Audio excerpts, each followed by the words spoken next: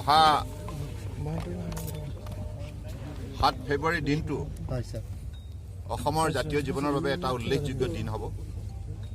আৰু অতদিনে আমাৰ পৰম শ্ৰদ্ধাৰ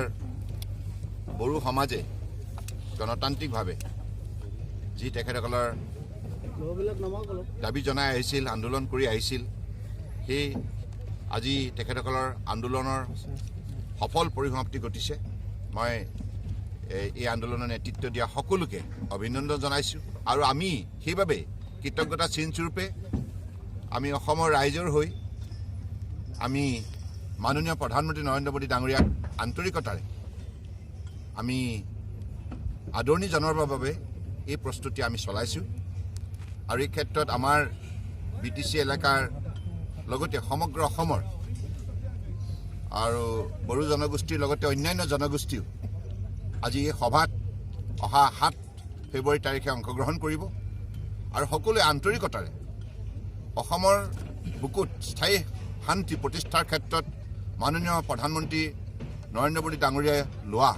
আৰু মাননীয় গৃহমন্ত্ৰী অমিত শ্বাহ ডাঙৰীয়াই লোৱা দৃষ্টান্তমূলক পদক্ষেপৰ বাবে সকলোৱে তেখেতক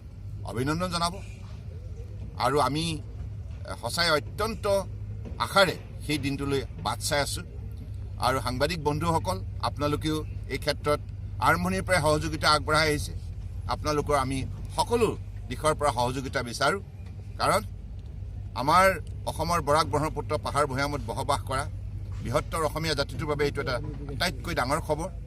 কাৰণ আমাক শান্তি লাগে সম্প্ৰীতি লাগে ভাতৃত্ববোধ লাগে বন্ধুত্ব লাগে আৰু বড়ো জনগোষ্ঠীৰ উন্নয়নৰ লগে লগে সমগ্ৰ অসমৰ উন্নয়ন হ'ব গতিকে সেইবাবে আগন্তুক দিনত এই ক্ষেত্ৰত অসম চৰকাৰৰ তৰফৰ পৰা ভাৰত চৰকাৰৰ তৰফৰ পৰা যিখিনি কৰণীয় আছে আমি এই ক্ষেত্ৰত এই চুক্তি কাৰ্যকৰী ৰূপ দিয়াৰ ক্ষেত্ৰত দৃঢ়তাৰে উদ্যোগ ল'ম সকলোৰে কেৱল আমি সহযোগিতা বিচাৰিছোঁ আমি সকলোৰে মৰম চেনেহ আন্তৰিকতা কামনা কৰিছোঁ